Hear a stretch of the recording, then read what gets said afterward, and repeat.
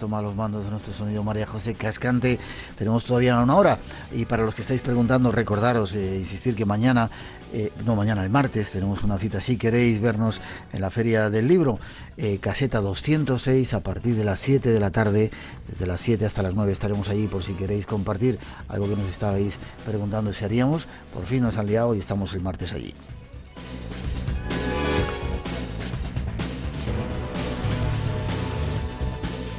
Y en este tiempo todavía queremos llevaros hasta dos pueblos fabulosos que hay en México con historias muy curiosas. Antes nos iremos hasta Japón y después os hablaremos de druidas ante esa fiesta que ya llega en este mes de junio de la noche de San Juan. No queremos olvidarnos de lo que está ocurriendo en el mundo. Nos vamos hasta Yokohama concretamente a hablar con una ya compañera de nuestro programa, Begoña González. Buenos días, Begoña, para ti, buenas madrugadas. Hola, buenos días. ¿Cómo estás? Bien, ya estoy, yo estoy despidiéndome ya de Japón porque me voy a ir de aquí. Ya me habían dicho, haciendo las maletas, ¿te vas a Brasil? Me voy a Brasil, sí. ¿De Japón a Brasil? ¿Pero qué haces? Bueno, pues por problemas de trabajo, a causa del trabajo, me traslado hasta allí. Bueno, nos alegramos porque por lo menos sales de esa onda radioactiva que dicen que está ahí. ¿Cómo está la situación? Porque te estamos utilizando, entre comillas, está siendo nuestra voz y nuestro vista allí en ese lugar. ¿Cómo está? ¿Qué está pasando en Japón ahora?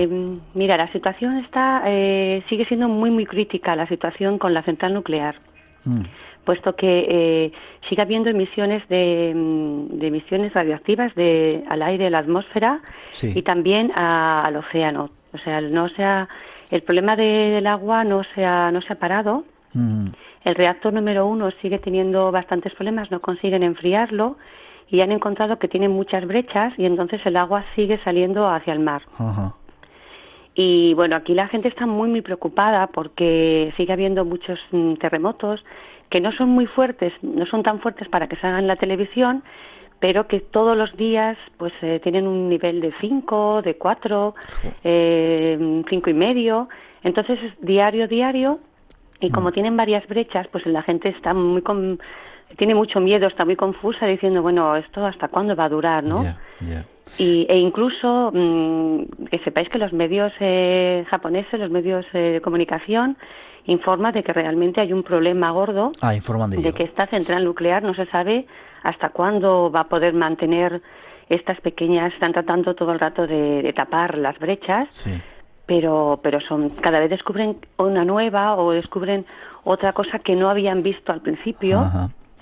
Y hoy en día, hoy miraba esta mañana, el nivel de radioactividad es muy alto en el reactor número 1. Ya. En la zona que tú estás estáis tranquilos, afortunadamente, ¿no? Sí, estamos tranquilos. Vale.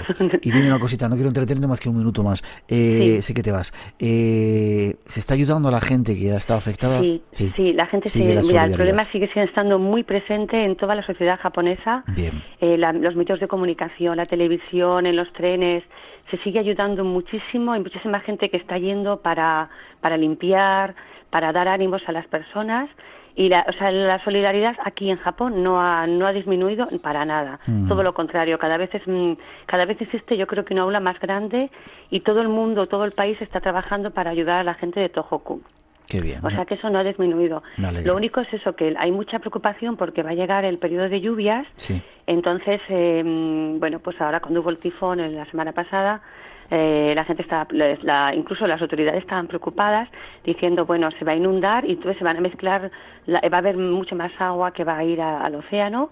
Y también es un periodo del verano que es un periodo muy cálido y muy húmedo, y entonces temen que haya un colapso de electricidad, de que la electricidad haya un gasto tan elevado el aire que no van a poder eso, satisfacer todas las necesidades. Bueno, no nos llegan ya muchas noticias, de vez en cuando se habla todavía de Japón. Ya veo que muy poco. Queremos seguir. Pero aquí está de mucha actualidad y me gustaría de verdad que no olvidáis al pueblo japonés, porque está trabajando muchísimo y como siempre con una gran dignidad. Sí, señor, es un ejemplo el que anda. Por eso te teníamos a ti, Begoña.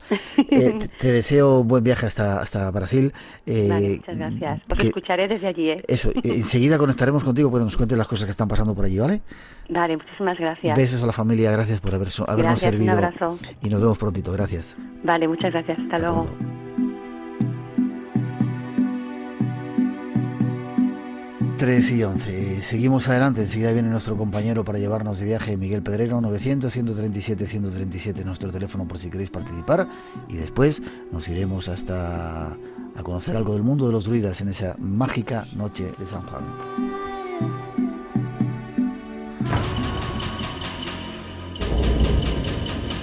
Espacio en blanco. Una puerta abierta hacia lo desconocido. Entra con nosotros. Todas las madrugadas de sábados y domingos en Radio Nacional.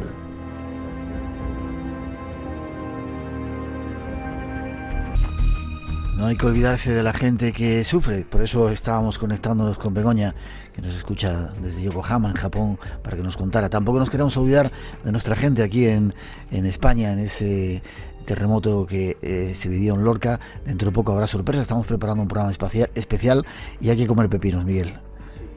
Hay que comer pepinos porque esa crisis, decíamos ayer que los pepinos no nacen en los supermercados, sino que hay un arduo trabajo detrás y a nuestra gente se las ha dejado, la han dejado tirada y comiendo unos cuantos pepinos y hortalizas españolas, reivindicando el trabajo y la importancia de esa gente, hacemos algo. Y las enormes pérdidas que han causado unas declaraciones del gobierno alemán, ¿no? Sí. Yo leía 200 millones de euros al día. Sí, no vamos a entrar en quién tiene la culpa, pero comamos pepinos. Yo me he comido esta noche unos cuantos y seguiremos. ¿A dónde nos vamos, Miguel? Buenas noches, que no te he dicho nada. Muy buenas noches. Pues nos vamos a Chiapas, y nunca mejor dicho lo de nos vamos, porque allí estuvimos hace algún juntos. Tiempo. Sí, allí yo vuelvo dentro de un mes más o menos, para que qué suerte darte tienes. un poquito de envidia. Qué suerte tienes. Chiapas, lugar fabuloso en México. Sí, en una zona, Tuxtla Gutiérrez, un pueblo encantador. Qué sitios más increíbles, ¿verdad? Sí, y bueno, en plena selva lacandona, ¿no? Es un lugar muy especial por muchas circunstancias, ¿no? Quizás es la zona de México donde todavía perviven de forma más pura toda una serie de tradiciones prehispánicas, ¿no? Todavía en las selvas, en la selva lacandona existen poblados en los que viven gentes no de forma muy diferente a como vivían hace 500 años, ¿no? Todavía siguen existiendo los sabios, los chamanes, realizan ritos curativos y desde luego hablan sus propias lenguas prehispánicas, ¿no?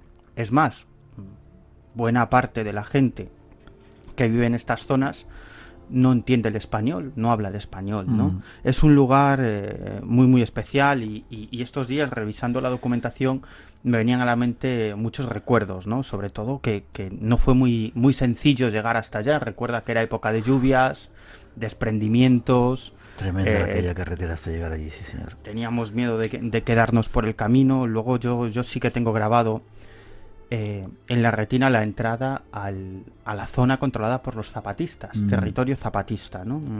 Tuvimos que pasar una serie de controles militares. Luego militares de ellos, no del gobierno de la República Federal Mexicana, bueno, sino también había de ellos, pero sobre todo eran zapatistas. Sí, controles zapatistas y sobre todo lo lento que era el viaje, que era el recorrido por carretera por esos badenes, ¿no? Que curioso que me explicaste que eran como una especie de trampas que habían puesto los zapatistas para que los automóviles del ejército no pudieran avanzar, no pudieran ¿no? llegar, sí. Y sobre todo esa entrada, ¿no? Cuando lees Tierra liberada, Ejército Zapatista de Liberación Nacional. Es muy difícil para un extranjero saber hasta qué punto el Ejército Zapatista controla determinados lugares de Chiapas, ¿no? Pero está claro que hay algunas zonas que están bajo el control zapatista. Recuerdo también la navegación por el Cañón del Sumidero, por el río Grijalva. Qué sitio tremendo, ¿eh? 1000 metros de cañón. Y además, fíjate, un lugar de gran importancia simbólica para los chapanecos, porque está en el símbolo de la bandera de Chiapas, y en la época de la conquista, desde allí se suicidaron un buen número de chapas, que el Chiapas es un gentilicio que se refiere a varios grupos indígenas de la zona, ¿no? Se suicidaron para no caer en manos Ajá. de los bárbaros soldados españolos, ¿no? Y hay quien dice que ahí empieza la frontera entre el mundo visible, físico, y el mundo invisible, mágico, que está en esa zona de los indios y de Chiapas. Bueno, es que yo creo que ahí esos dos mundos se unen, ¿no? Para los pobladores de algunas localidades en las que estuvimos, esos dos mundos están en contacto, no hay ninguna duda.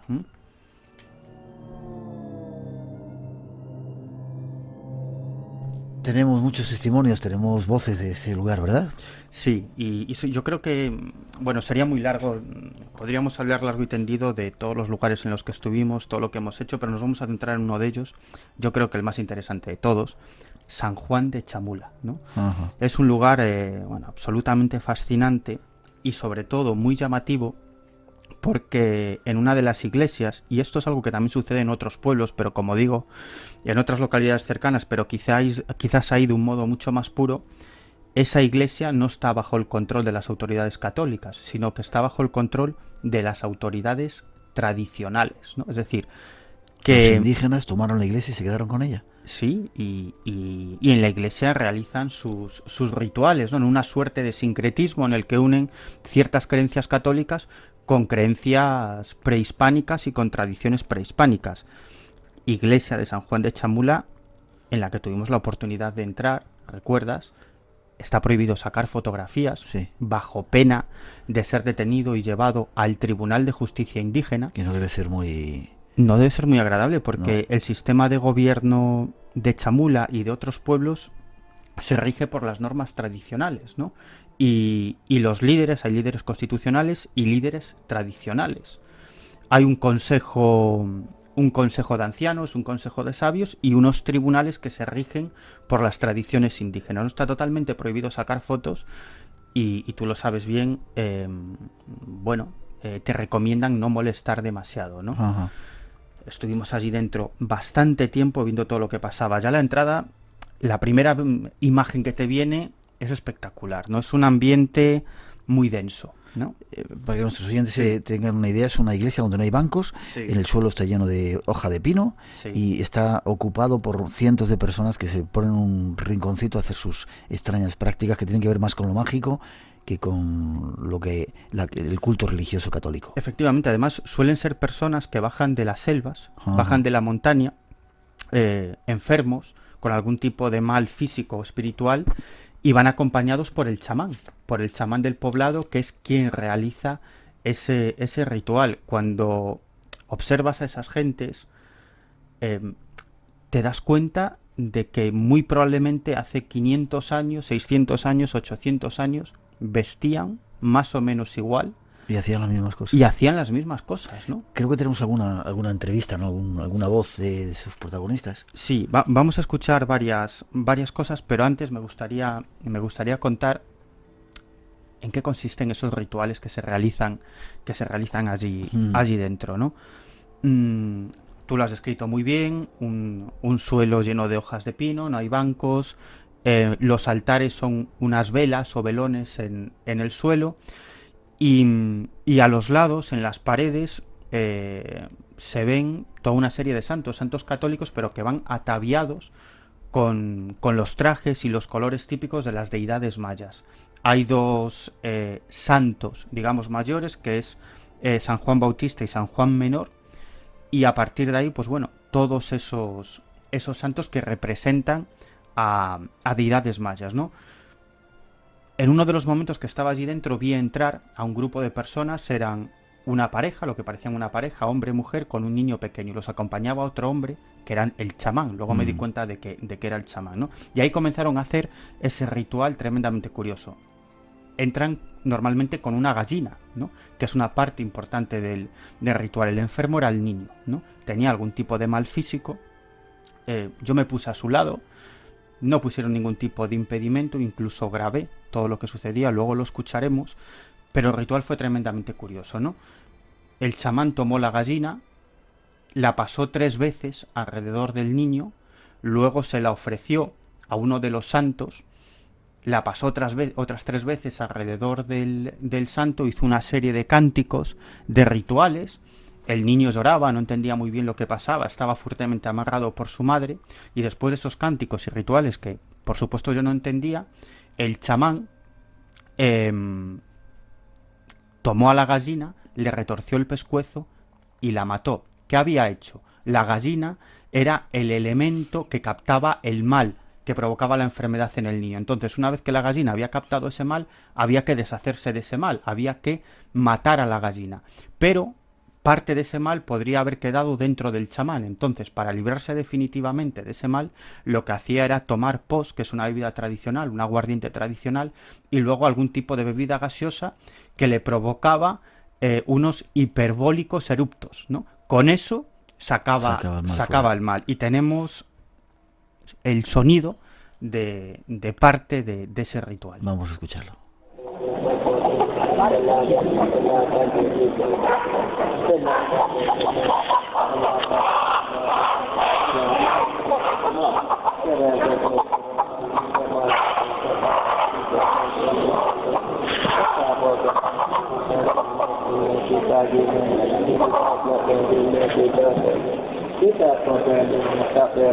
Ahí se oye la letanía del chamán, ¿no? Y la pobre gallina que anda por ahí un poco diciendo, me va a tocar, me va a tocar. Y le tocó, y luego los lloros del niño que ahí se oye como le ha tocado, y el niño como llora, sí. Que no comprendía muy bien lo que pasaba, ¿no? Desde luego los rituales son tremendamente complejos, ¿no? Y habría que hacer un estudio exhaustivo para saber qué es exactamente lo que ocurría. A la salida de la iglesia nos encontramos con un simpático joven, Carlos Hernández, que nos explicaba, Miguel, bueno, en qué consistían algunos de los rituales que se hacían en el interior de la iglesia de San Juan de Chamula. Lo escuchamos. Vamos a escucharle. ¿Tu nombre, Carlos? Carlos Hernández. Hernández. Estamos en San Juan de Chamula, al lado de la iglesia. ¿Qué representa este lugar? ¿Qué viene la gente a hacer aquí, Carlos? ¿De la iglesia? Sí. Algunos llegan a curar y algunos llegan a hacer peticiones, porque antes aquí en este pueblo la gente no había centro de salud ni farmacia en hospitales, no hay doctores antes, a que la gente curaban con curanderos tradicionales y las hierbas naturales, plantas medicinales. Por eso dentro de la iglesia hay curanderos y curanderas.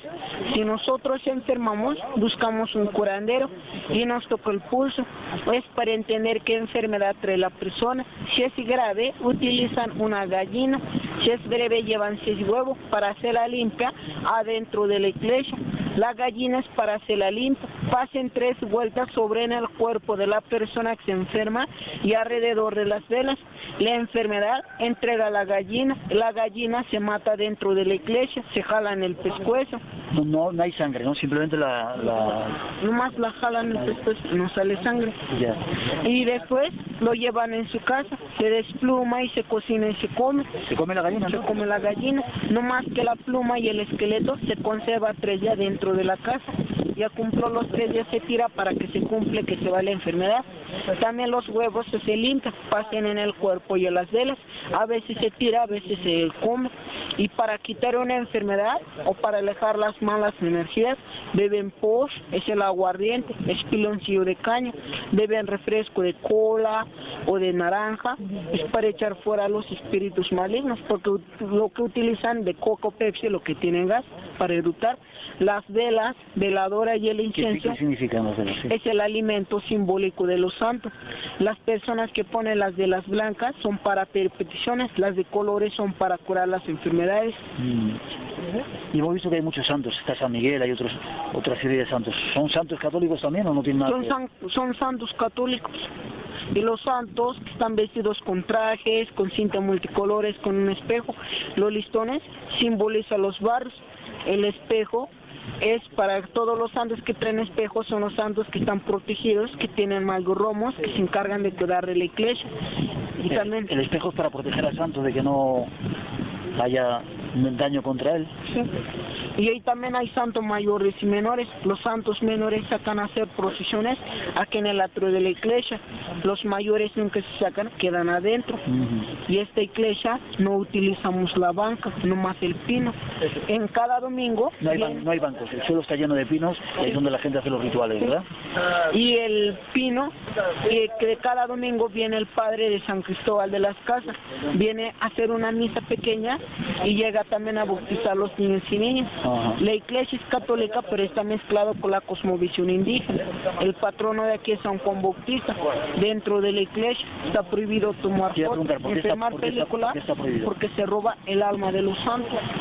Para nosotros el borrego se considera sagrado. Aquí lo creamos, pero no lo creamos para comer, sino creamos para nuestra vestimenta.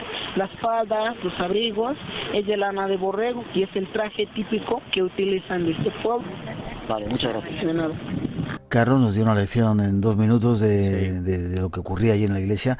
Para mí uno de los lugares que más me impresionan. Yo no puedo estar demasiado tiempo ahí dentro porque hay, no sé si espíritus lo que habrá allí, es tremenda la potencia que tiene ese lugar. Es muy denso, y ya no solo por el olor, ¿no? Que es un olor muy fuerte, el humo, ¿no? El sufrimiento. Yo recuerdo un viejito que se puso a llorar a mi lado y me rompió el alma.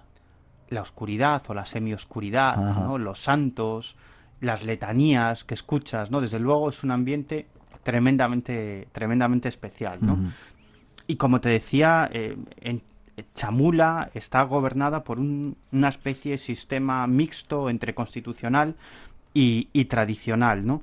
Las autoridades tradicionales se llaman escribanos. Hay 6 escribanos por cada uno de los 3 barrios que forman Chamula, y sobre todo uno de los elementos más importantes que tienen los escribanos es el bastón de mando. Es un bastón sagrado que simboliza al rayo del dios Sol. El rayo que quien lo posee tiene la facultad de la justicia y el entendimiento.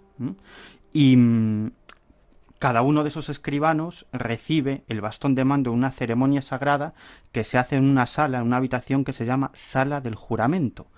Y una vez que es nombrado escribano, puesto que ocupa durante un año, su nombre es escrito en un libro secreto y sagrado, ¿no? Es decir, que como te digo, es todo muy simbólico, muy tradicional, ¿no? Fíjate, yo creo que para terminar podemos escuchar un corte tremendamente curioso. Es el presidente mexicano, el actual presidente de México, Felipe Calderón, que viajó a San Juan de Chamula. No deben haber ido muchos por allí, ¿no? No, desde luego que no. Yo creo que era el primer presidente que iba a San Juan de Chamula. Dio una charla, una conferencia a los chamulenses y a los chapanecos, vestido con el traje tradicional, es decir, con el traje que se ponen los escribanos, las autoridades tradicionales, y le hicieron entrega del bastón de mando. Lo escuchamos. Sé de lo que significa estar aquí por primera vez un presidente de la República en muchos años. Sé también lo que representa en responsabilidad el recibir este bastón de mando que asumo con toda la seriedad y todas sus consecuencias. Menos mal que un presidente se acercó hasta allí para darse cuenta que esa gente también existe. Sí, bueno, y se acercó, yo creo que fundamentalmente empujado por la presión de los zapatistas, ¿no? Es decir, nos comentaban allí la gente del lugar que en los últimos 7, 8 años el gobierno mexicano comenzó a construir hospitales, escuelas, médicos, a proveer electricidad, agua potable, es decir, mejorar la vida de esa gente que prácticamente no tenía nada y que fue lo que provocó la revolución zapatista, ¿no? Quizás ahora los zapatistas no tienen tanta influencia como antaño, pero desde luego, hombre, desde mi punto de vista han hecho algo positivo, y es que el gobierno mire con mayor interés Chiapas y ahora mismo esté muy interesado en su desarrollo cultural, industrial, sanitario, etcétera, etcétera, ¿no? Yo creo que esa, fue una parte importante de la revolución zapatista que no sabemos cómo está ahora, porque hace muchos años, tú Miguel lo sabes mejor que yo, que no se sabe qué es del famoso subcomandante Marcos. De cualquier forma, un sitio súper recomendable, porque te das cuenta que la vida sigue viva desde antes de la llegada de los españoles. Hay gente que sigue viviendo todavía así. Y que esas tradiciones siguen todavía muy, muy vivas. Ajá.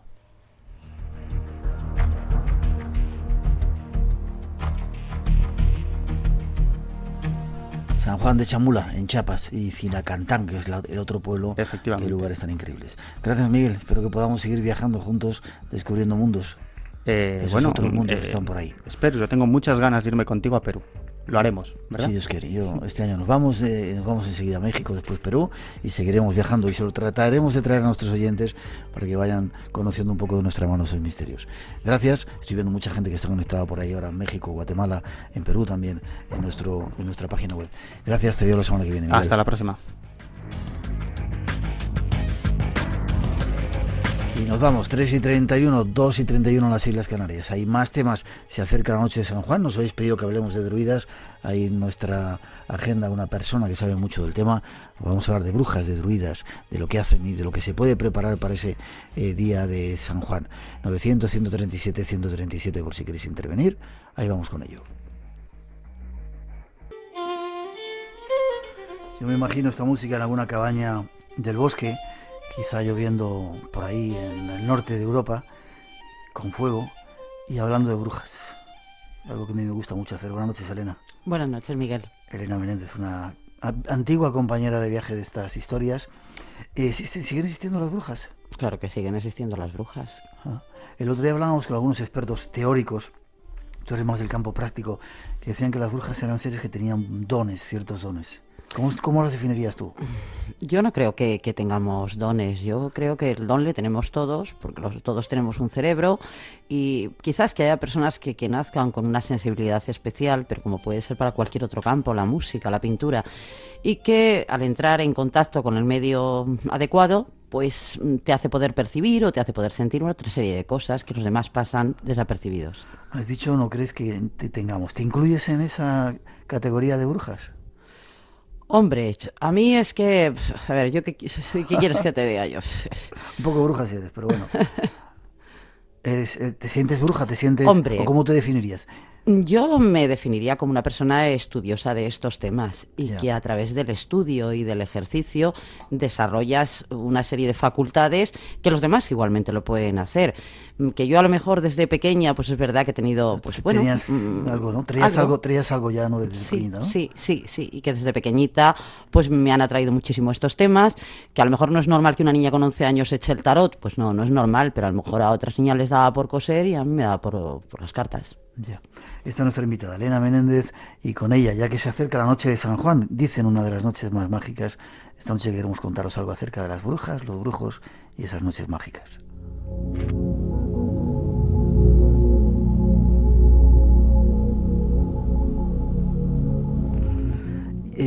Yo no sé si me gustaría empezar a diferenciar. Yo sé que tú practicas algo o llevas una rama de los druidas, pero hablaremos dentro un poquito de ellas. Magas, brujas, hechiceras, ¿cuál es la diferencia?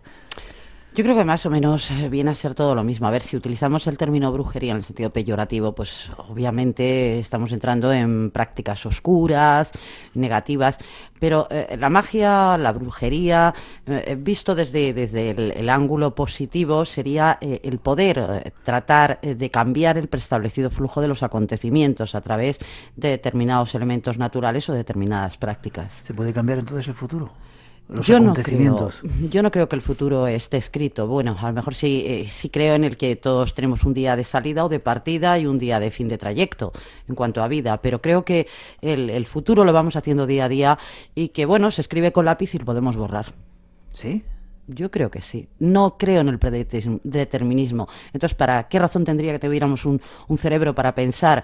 ¿O dónde quedaría nuestro libre albedrío? Yo al menos me niego. Creo que tenemos que tener nuestra capacidad de decidir y de momento de cambiar de carretera como cuando vas en un coche. El cerebro ha servido de mucho, pero también nos ha metido al ser humano en muchas...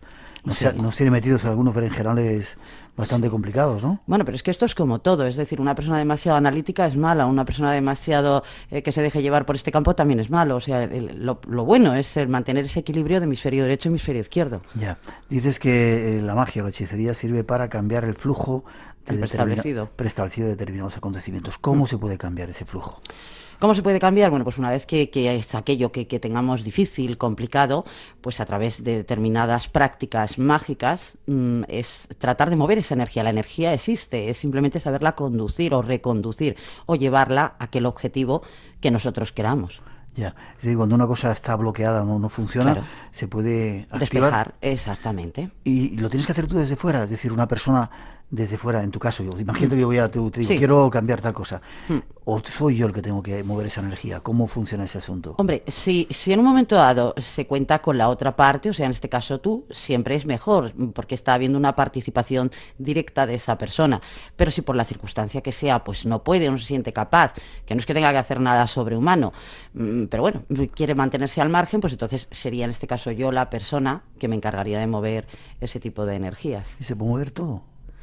Yo, vamos a ver, la varita mágica de Merlín tampoco nos vamos a equivocar, ¿eh? No nos volvamos locos, no existe. Pero sí que es verdad que el éxito en la magia o en este tipo de prácticas es a través de la insistencia. O sea, un simple trabajo de magia, por una vez que se haga, hay veces que hay resultados, pero lo propio es repetirlo y con una continuidad, dijéramos que eso se va cargando como una pila voltaica hasta que en su momento eso ya está.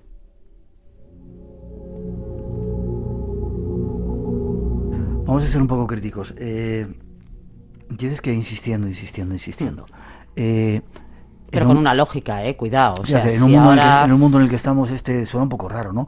Primero porque la gente que estáis en vuestro, no sé si en vuestro sector, estáis muy, muy desprestigiados. O sea, hay mucha gente, totalmente. Sí. Que se engaña, dice, bueno, tienes que hacer tal cosa, te cobro no sé cuánto, y lo que haces eso no, hay que verlo primero. Estamos hablando de que algo es realmente serio y que funcione. Hombre, ¿no? algo, vamos a ver, lo primero que hay que hacer, si la persona, el solicitante, pide algo, valorar qué petición está realizando. O sea, esto de llegar y decir que me toque la primitiva los 800.000 millones, pues va a ser que no. O que se fije en mí la Claudia Schiffer, pues tampoco. O sea, vamos a ver dentro de una lógica. Y vamos a ver, no es el cambio de la noche a la mañana y hoy de estar muy malamente, mañana voy a ser director general. Esto tampoco. Es decir, es ir progresando y a lo mejor el simple progreso se basa en que la persona también cambie de actitud. Es decir, que vea las cosas de otra manera y que también ponga de su parte. Ya. Es eso, no es peligroso, no puede llegar a ser peligroso que mucha gente, yo lo he visto en otros países, ¿no? Sí, claro. Determinados rituales confían siempre en que venga el brujo, el chamán, el de fuera para arreglarle la vida y uno se va quedando ahí tranquilo. No. Dice, bueno, que me lo arreglen los espíritus. No, eso tampoco es, O sea, insisto, la varita de Merlín no existe. O sea, la persona tiene que hacer y tiene que estar soportado sobre una base y desde luego lo que no le puedes vender es algo que no es viable. Yeah. Y todo, insisto, sobre una lógica y que esa persona haga, o sea... si alguien quiere encontrar trabajo, lo primero tendrá que hacer es enviar currículums, comprar periódicos, moverse. Si esa dificultad existe, habrá que intentar ayudar, también positivizar a esa persona. Pues puede ser que esté también pues, de un estado de ánimo bajo. O sea, hacer cosas que dentro de que la magia o las energías puedan ayudar es súper importante la actitud de la persona. Ya. ¿Qué elementos utilizáis en la magia? Utilizan en la magia. Luego hablamos de los druidas. Hombre, pues a ver, en magia se utilizan montones de cosas, empezando desde lo que es la capacidad de la persona de reconducir esa energía, que sería a través de mentalmente, que es lo principal, la visualización, control mental. Es decir, una serie de técnicas que aplicables ya a elementos comunes como pueden ser velas, inciensos, pues eso digamos que se impregna de esa energía que proyecta el mago. Ya. Mucha gente puede pensar, sé que hay mucha gente crítica en el programa, ¿no? Escuchándonos, que con una vela no vas a solucionar. Hombre, claro que no, yo soy la primera ni que se compre la cerería. ¿No? Es que es verdad. Hay que poner algo más. Hombre, hay que poner algo más. Es que lo primero que hemos dicho, analizar la situación, ver si es viable, porque si es algo que es inviable, pues ya directamente no. Y a partir de ahí vamos a ver qué se hace y con cierta lógica. Pero eso es un trabajo común y, insisto, no siempre ni en todos los casos, pero de la misma manera que la gente también tiene mucho pensamiento de decir me han hecho una magia negra, me han hecho, en la mayoría de los casos, por no decirte casi todos, vamos a dejar un 1%, un 2%, la mayoría de los casos no hay magia que valga, porque tampoco la gente está dedicando a fastidiar al ajeno. Ya.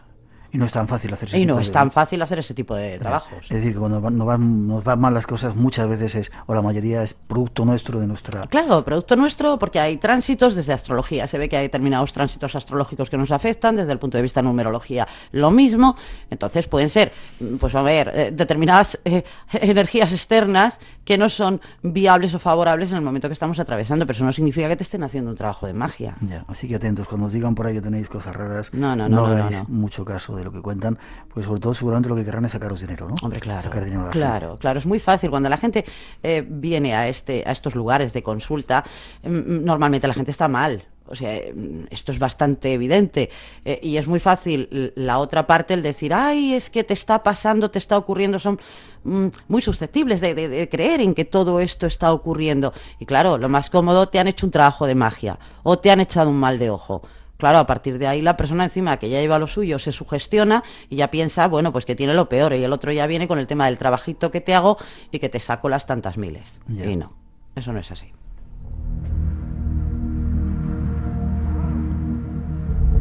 Hablemos de druidas. Tú estudias una rama, yo no sé si es una rama, ¿qué es eso de los druidas? Cuéntanos. A ver, te cuento. Los druidas nacen con el pueblo celta. Los druidas eran los sacerdotes dentro de ese pueblo celta, eran los que decían que tenía tanto poder como un rey, que no hablaba un druida antes que el rey, ni el rey antes que el druida. Eran personas muy versadas en diversos conocimientos y, bueno, luego estaba su parte, aparte de lo que era el establecer si había determinados juicios, decidir sobre el pueblo, qué era lo mejor para ellos, pues eran unas capacidades, digamos, especiales, conocedores de la naturaleza. Todo lo que veneraban era el culto a la madre tierra, al padre sol, y entendían que sin la madre naturaleza no podíamos seguir subsistiendo. Tenían su panteón celta, sus dioses celtas, que no dejaban de estar en estrecha relación con lo que son los elementos de la naturaleza. Los veneraban y dijéramos que los invocaban para propiciar el que el pueblo fuera bien. Ya, ¿eso se ha perdido o se está recuperando ahora en este momento? Bueno, lo que es el druidismo se perdió. O sea, de hecho no dejaron nada escrito. Se me ocurre, Merlín sería uno de ellos. Sí, Merlín era uno de ellos. Una sí. de las imágenes. La imagen que tenemos, dijéramos, a lo mejor más conocidas para todos. Entonces, a ver, el druidismo se perdió. Es decir, con ya el término de Vercingetoris, pues aquello ya se ha desaparecido. Pero sí que luego hay un neodruidismo que nace a partir del 1717 con la rama de John Toland.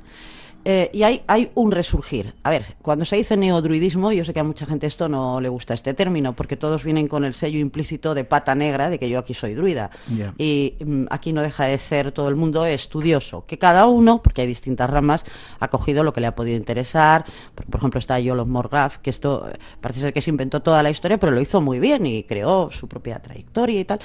Pero bueno, que lo que ha sido es un resurgir de unos años esta parte, de esta nueva corriente, por el tema de la naturaleza y todo esto. Bueno, pues sí, más o menos un nuevo resurgir, pero autenticidad, genuino, de aquello que fue, no hay nada constatado ni por escritos ni nada. Ya. Fue una tradición oral. Entonces, ¿cómo...?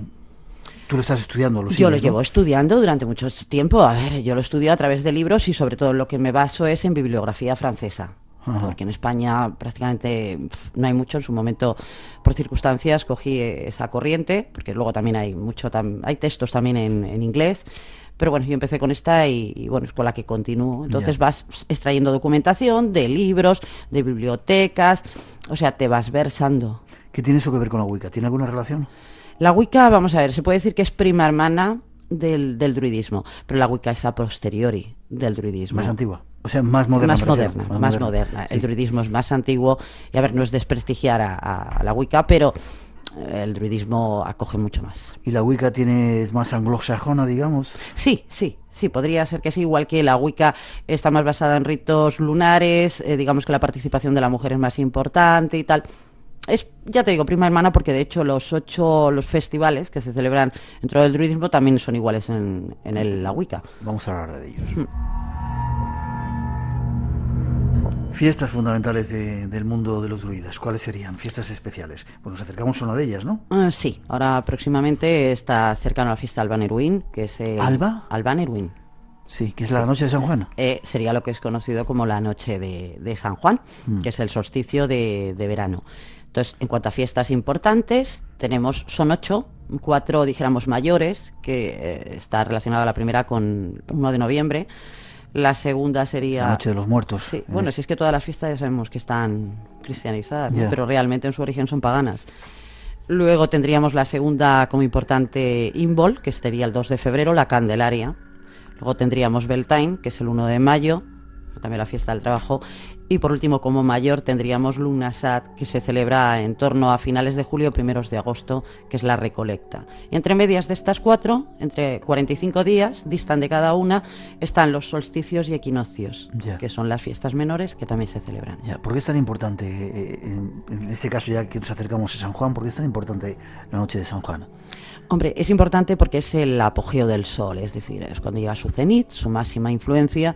Si entendemos como culto druida que el Padre Sol es el dador de vida, pues lógicamente en ese momento es cuando posee mayores facultades. De hecho, en ese tiempo es cuando se recogen agua de fuentes, plantas, porque el sol es cuando más está en intensidad en el medio natural y aporta una serie de propiedades que el resto del año no. Ya, es el día más corto del año, claro. Exacto, el día más largo y la noche más corta. Lo he dicho al revés. Bueno, sí, pero nos hemos entendido. La noche más corta, sí, el día más largo. Ese día dicen que, igual que pasa con la Noche de los Muertos, ese 1 de noviembre, se abre un cierto velo a nivel mágico, a nivel esotérico, y puedes encontrarte con ese mundo del más allá. ¿Es cierto? ¿Tienes algo que ver o simplemente es una leyenda? Sí, no. Ese es un momento especial, como sucede también en Samaín, donde tú puedes acceder, es decir, hay una fenomenología especial. También es un momento propicio para augurar cosas futuras, es decir, hacer cualquier tipo de tema a nivel adivinatorio, como también para retirar cosas de nuestra vida que nos entorpezca. De ahí lo del tema de la hoguera, ¿no? De quemar. Que quemamos aquello que no es útil, que no nos sirve, o que quemamos nuestros deseos de aquello que sea negativo para retirarlo.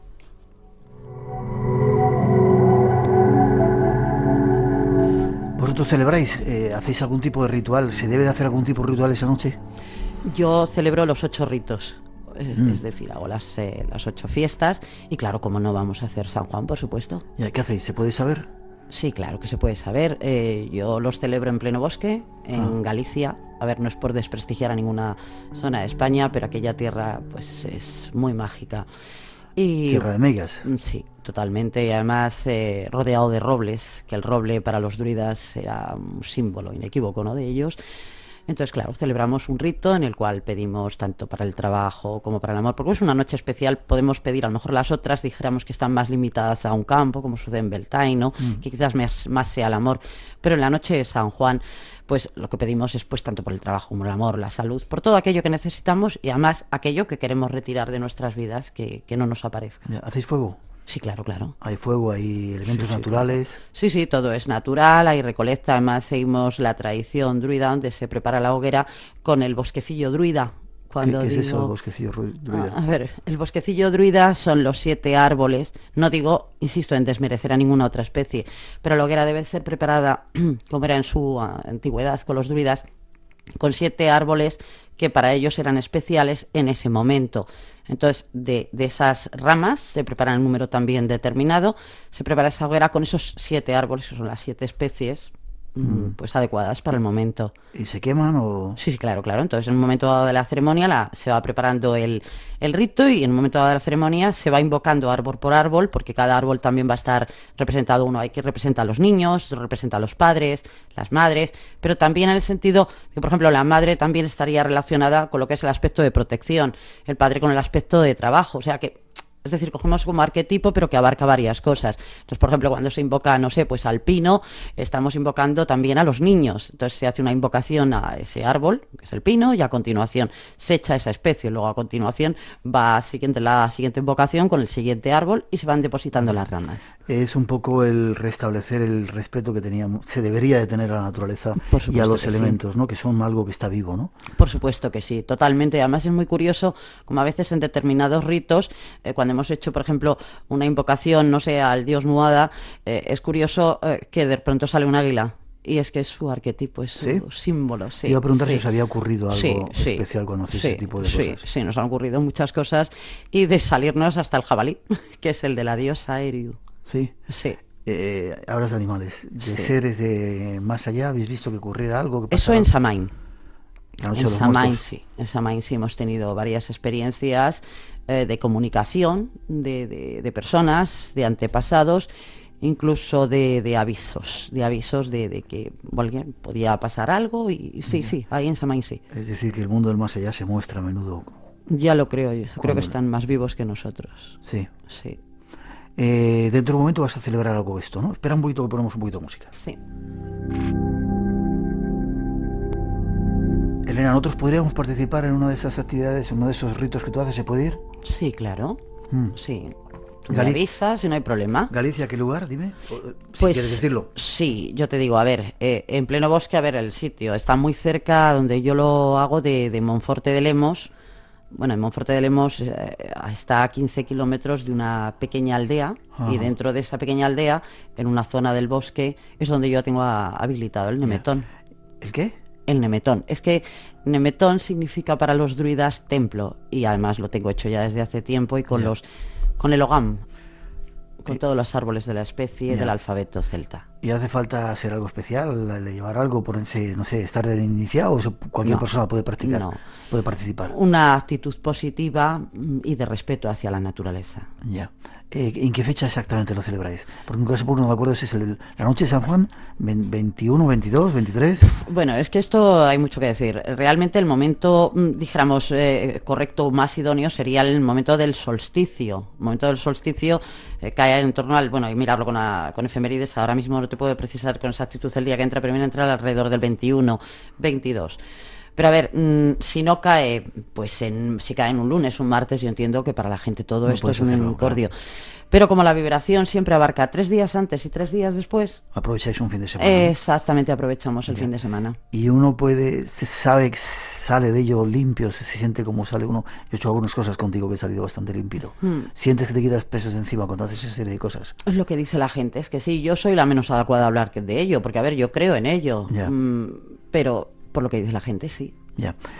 ¿Influye la sugestión en todo esto o también está ese poder de la naturaleza que...? La naturaleza, yo creo que quien en un momento dado no ha sentido en la naturaleza acercarse a una planta, a un árbol o escuchar simplemente el murmullo del río pasar, no sé, yo creo que todos en un momento dado hemos percibido todo eso.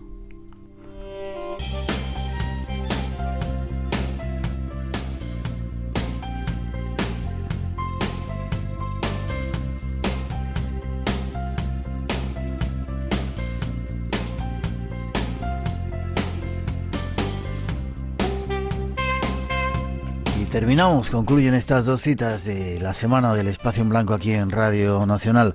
Pasarán 6 días, pasan volando hasta que volvamos a regresar. Teníamos un concurso, los ganadores de ese premio de hoy han sido Margarita Luis Pernas de Palencia, Agustín Narváez de Alicante, Tony Jiménez de Barcelona, Pedro Vicente Sanz de Cáceres y Lorena Rubio de Teruel. Enhorabuena, ponernos en contacto con nosotros para darnos vuestra dirección y os haremos llegar el premio. Feliz semana a todos, feliz fin de semana también y atentos a los nuevos programas. Tenemos planes en los que necesitamos de vuestra ayuda, os mantendremos informados, va a ser en breve, y a comer pepinos y hortalizas españolas, ya sabéis que es la mejor manera de ayudar a nuestra gente del campo. Y ahora hasta las 4 os dejamos con un poquito de nuestra mejor música y el deseo de que sigáis en esta sintonía y nos hagáis un poquito la semana que viene. Ha sido un placer, cuidaros, nos vemos.